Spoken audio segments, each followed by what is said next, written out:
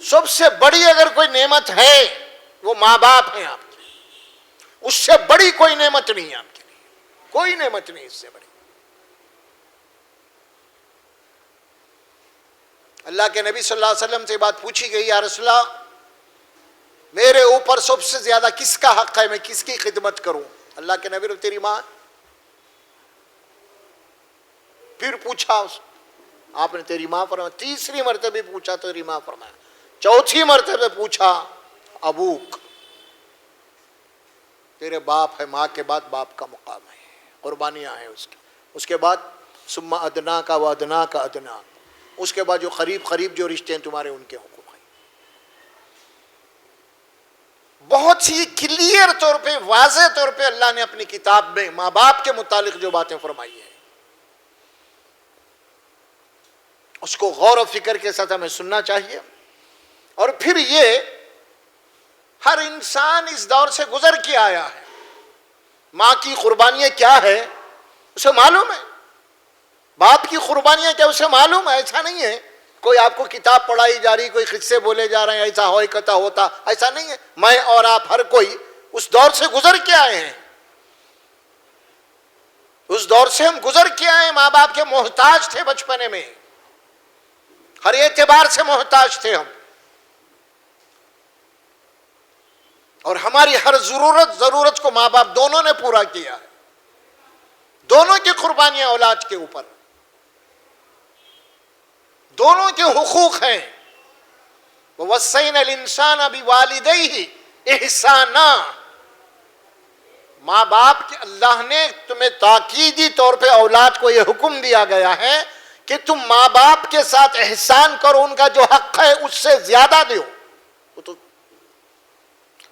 قرآن کے الفاظ تو یہ ہیں، لیکن حق یہ ہے کہ انسان ماں باپ کا حق نہیں ادا کر سکتا۔ ایک حدیث اس میں آتی ہے، ایک شخص دور نبوت میں یمن سے چلا، اپنی ضعیف ماں کو اپنے پیٹھ کے اوپر اٹھائے ہوئے حج کے لیے آیا،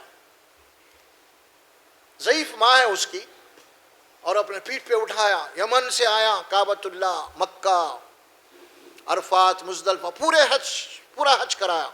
اس کے بعد خدمت سے اقدس اللہ کے نبی کی خدمت میں حاضر ہوا، اور اس نے کہا، یا رسول اللہ صلی اللہ علیہ وسلم میں یمن سے آیا ہوا ہوں، اور میں نے اپنی ماں کو اپنے پیٹھ کے اوپر اٹھا کے لایا ہوں یمن سے، اور میں پورا حج اسی طرح کروایا ہوں۔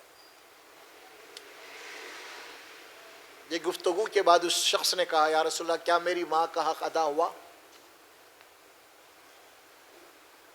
تو اللہ کے نبی نے فرمایا صلی اللہ علیہ وسلم،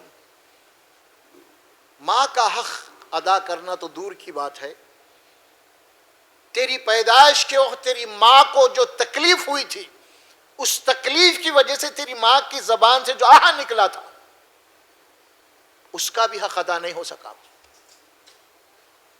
تیری تکلیف کی وجہ سے جو ماں کو تکلیف ہوئی تھی تیری پیدائش کے وقت، اس کی وجہ سے چیخ ماری تھی، جو بھی ہوا، اس کا بھی حق نہیں ادا کر سکا۔ یہ ہے اسلام میں ماں باپ کا مرتبہ اور مقام۔ اور آج جن حالات سے ہم گزر رہے ہیں، مسلمان، اب غیروں کو تو آپ چھوڑیے، مسلمانوں کا اس وقت کیا رویہ ہے ماں باپ کے تعلق سے۔ ایک ایسی خبر آپ کے سامنے آئی، دونوں بیٹوں نے اپنے باپ کا قتل کر دیا، اور باپ بھی دیندار ہے، ماشاءاللہ سے لمبی داڑھی ہے، اور بیٹے بھی دیندار لگ رہے ہیں، داڑھی ہے سب کو، دیندار گھرانہ دکھ رہا ہے بظاہر۔ اب دونوں بھائیوں نے اپنے باپ کو جب قتل کیا ہے تو آپ اندازہ لگا سکتے ہیں کہ آج مسلمان کہاں کھڑے ہوئے ہیں، آج کہاں کھڑے ہوئے ہیں مسلمان؟ کس زبان میں آپ ان کو مسلمان کہہ سکتے ہیں؟ بتائیے آپ۔ اسلام تو یہ بات کہی ہے کہ کسی عام انسان کو قتل کرنا تمام انسانوں کو قتل کرنے کے برابر ہے، عام انسان کی بات کہی گئی، اس میں مسلم غیر مسلم کا فرق نہیں ہے. اور یہاں تو ماں باپ کے ساتھ احسان کا لفظ لایا اور وہ اولاد ماں کو قتل کر رہی ہے، باپ کو قتل کر رہی ہے.